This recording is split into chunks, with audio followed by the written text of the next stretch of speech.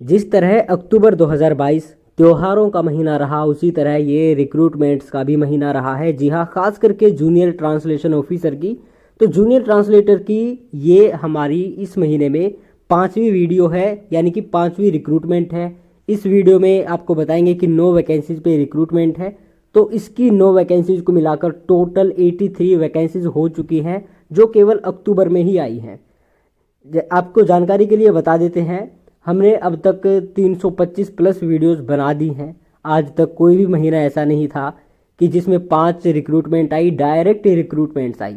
Last year बहुत सारी recruitment आई थी, लेकिन उनमें कुछ डेप्यूटेशन पे होती थी, कुछ कॉन्ट्रैक्ट पे होती थी। लेकिन इसमें ना तो कोई डेप्यूटेशन ट्रांसफ़र पे है, ना कोई कॉन्ट्रैक्ट पे है, और सबसे अच्छी बात है किसी में एक्सपीरियंस भी नहीं मांगा है। यदि आपके पास एज है और एलिजिबिलिटी है, यानी कि क्वालिफिकेशन है, तो आप बिल्कुल इन 5 रिक्रूटमेंट्स के लिए एलिजिबल होंगे। तो चलिए आपको बता देते हैं, एक और रिक्रूटमेंट आ चुकी है AMD JTO 2022 की, department of atomic energy, atomic minerals directorate for exploration and research. एक और बात आपको बता दूं कि इसके लेवल 1 लेवल 2 एग्ज़ाम होंगे, जो कि जनवरी और फरवरी 2023 में है। तो जो पेपर 2 आपका होगा, लेवल 2 आपका होगा, वो हैदराबाद में होगा केवल। उसके लिए कोई चॉइस नहीं मिलेगी सेंटर की, ठीक है। तो ये नोटिस आपके सामने है। आज से ये अप्लाई होंगे 29/10/2022 से 17 नवंबर 2022 तक होंगे, और रात 11:59 तक अप्लाई कर सकते हैं। फिजिकल होगा केवल ASO और सिक्योरिटी गार्ड के लिए, जो दिसंबर में होगा। टेंटेटिव शेड्यूल है रिटर्न एग्जामिनेशन लेवल 1 की JTO की, जो होगा जनवरी 2023 में, और लेवल 2 यानी कि डिस्क्रिप्टिव पेपर होगा 2 फरवरी 2023 में, ठीक है। आगे चलते हैं, थोड़ी और डिटेल जानते हैं, क्या सिलेबस है, क्या एलिजिबिलिटी है। तो ये है junior translation officer JTO, 35,400 basic पे है। वही आपको लगभग 60,000 55,000 से आपकी सैलरी स्टार्ट हो जाएगी इन हैंड, जो आपको मिलेगी। प्लस में आपको मिलेंगे DA और अदर अलाउंसेज जो भी गवर्नमेंट के होते हैं। वैकेंसीज की बात करें तो 2 OBC की हैं, 2 EWS की है, 5 UR की, टोटल 9 वैकेंसी है। और इनमें 9 में से एक वैकेंसी PWD कैटेगरी HH के लिए, यानी कि हियरिंग हैंडीकैप्ड के लिए क्या है, क्या बोलते हैं उसको, रिजर्व्ड है, ठीक है। अब चलते हैं क्वालिफिकेशन क्या होनी चाहिए। तो ये क्वालिफिकेशन के बहुत सारे इन्होंने दे रखे हैं। तो क्वालिफिकेशन आपको बता दूं सीधे शब्दों में कहना क्या चाह रहे हैं। तो यदि आपके पास MA हिंदी से है या हिंदी मीडियम से है मास्टर डिग्री, तो इंग्लिश कंपलसरी सब्जेक्ट डिग्री पे होना चाहिए। यदि MA इंग्लिश से है या इंग्लिश मीडियम से है, तो हिंदी आपका कंपलसरी सब्जेक्ट ग्रेजुएशन में होना जरूरी है। इसके साथ साथ इन्होंने कहा है, यदि किसी और सब्जेक्ट में या फिर किसी और मीडियम में मास्टर डिग्री है, तो इंग्लिश और हिंदी दोनों आपके मेन सब्जेक्ट होने चाहिए ग्रेजुएशन लेवल पे।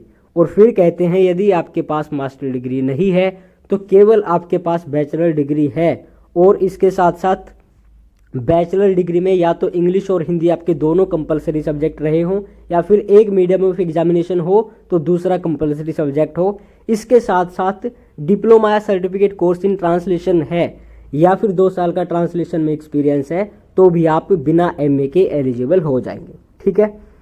आगे एज के बारे में बात करें तो 28 साल तक की इसमें एज मांगी हुई है। रिलैक्सेशन भी मिलेगा, लेकिन रिलैक्सेशन के बारे में आगे बात करेंगे वीडियो में। मोड ऑफ सिलेक्शन की बात कर लेते हैं, तो लेवल 1 होगा, लेवल 2 होगा। लेवल 1 जो होगा वो ऑब्जेक्टिव टेस्ट होगा। उसमें क्या क्या आएगा आपको बता देते हैं। तो ये रहा आपके सामने, general Hindi, general English, general intelligence and reasoning, और नंबर 4 पे क्वांटिटेटिव एप्टीट्यूड भी आएगा, ठीक है। टोटल 100 क्वेश्चन होंगे, जो 2 घंटे में आपको निपटाने होंगे। इंग्लिश हिंदी को छोड़ करके बाकी सारे क्वेश्चन बाइलिंगुअल होंगे। आगे चलते हैं, तो मिनिमम आपका क्वालिफाइंग क्राइटेरिया है। तो UR EWS वाले कैंडिडेट को 50% लेके आने होंगे, OBC को 40% लेके आने होंगे। तीनों के लिए ही वैकेंसी है, बाकी का कोई मैटर नहीं है यहाँ पे। बाकी अगर SC ST से हैं अप्लाई जरूर कर सकते हैं, लेकिन उनको क्या हो जाएगा, UR की पोस्ट पे ही सिलेक्शन लेना होगा, और इतने ही 50% उनको एग्रीगेट करके लाने होंगे, ठीक है। यहाँ पे सेक्शन वाइज कुछ नहीं है, एग्रीगेट आप लेके आओ तो भी आप इसके लिए क्वालिफाई कर जाओगे।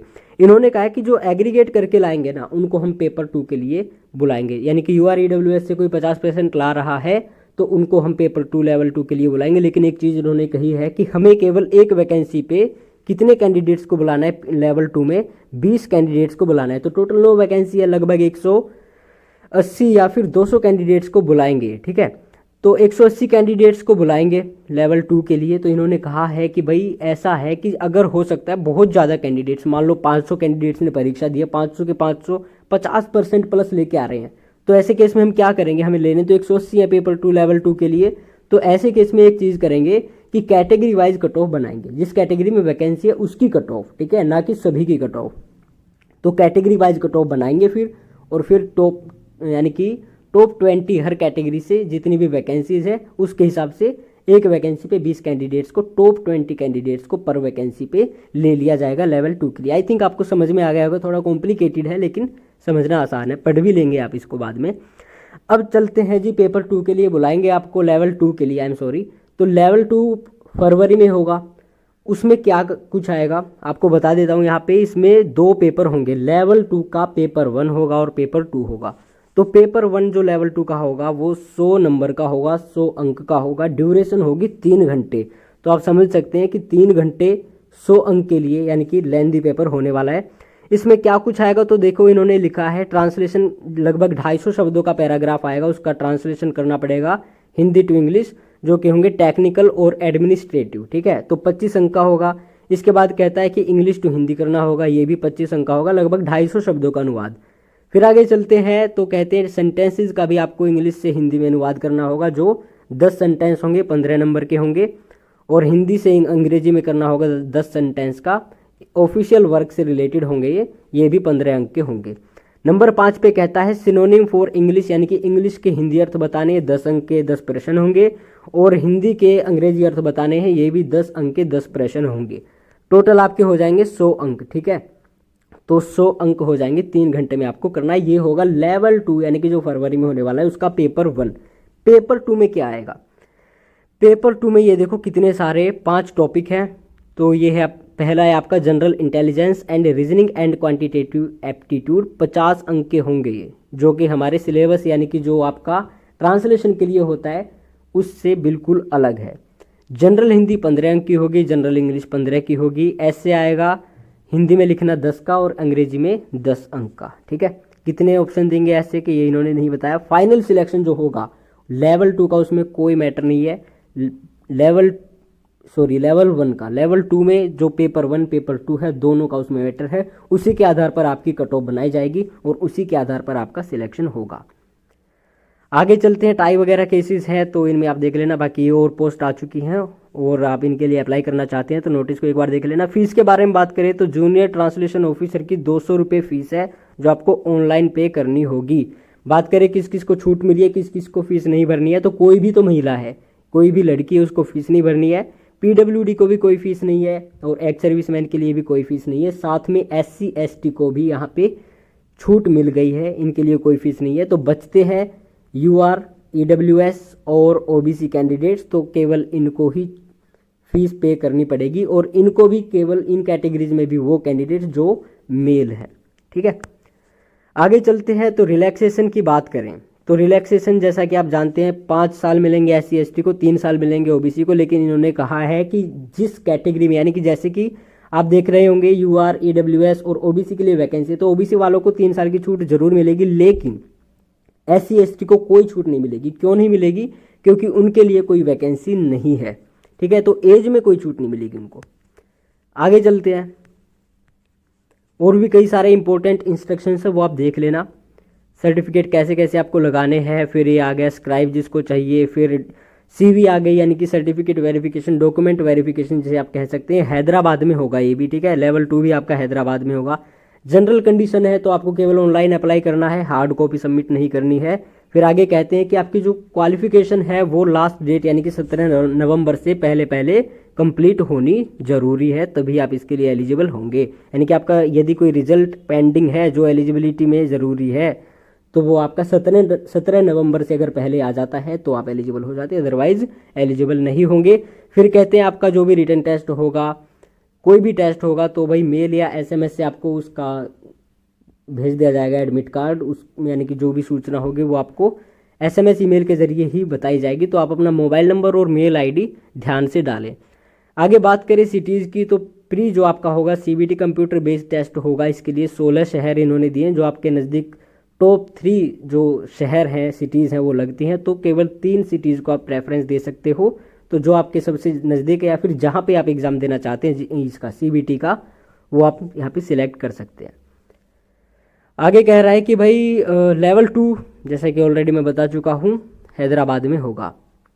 क्या क्या डॉक्यूमेंट लगेंगे, एडमिट कार्ड यानी कि क्या क्या चाहिएगा, तो इन्होंने सब कुछ लिखा हुआ है। तो ये फाइनल सिलेक्शन के लिए सीवी भी वहीं पे होगी। एनओसी देना पड़ेगा, जो ऑलरेडी सर्विस में है उनको पता ही होगा। ईडब्ल्यूएस का जो सर्टिफिकेट है वो 17/11/2022 से पहले बना हुआ होना चाहिए। ओबीसी के लिए इन्होंने कुछ नहीं लिखा है, केवल ईडब्ल्यूएस के लिए लिखा है। और ओबीसी वाले कैंडिडेट्स भी ये इसको कंसिडर कर ले, अगर नहीं बनवाया है तो वो भी ज़रूर बनवा ले। आगे चलते हैं तो हाँ, पोस्टिंग के बारे में बात की जाए तो पोस्टिंग आपकी कहीं भी आ सकती है।